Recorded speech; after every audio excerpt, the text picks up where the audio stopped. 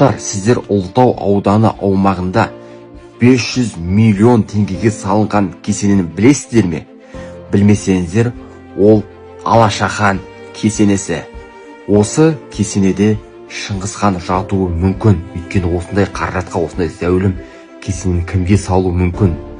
Жанындағы Шыңғыс ханның үлкен ұлы Жошы хан кесенесі дәл осы кесененің жанында орналасқан 20 шақырымдай жерде. Одан кейін бұндай қаражатты қайдан алды деген сұрақ туындауы мүмкін сіздерде. Өйткені бұл кесенеге 25 шақырымдай жерде Дүзен кесенесі орналасқан. Яғни Дүзен кесенесін осы Алашахан кесенесіне қарап отырып тура солай салған.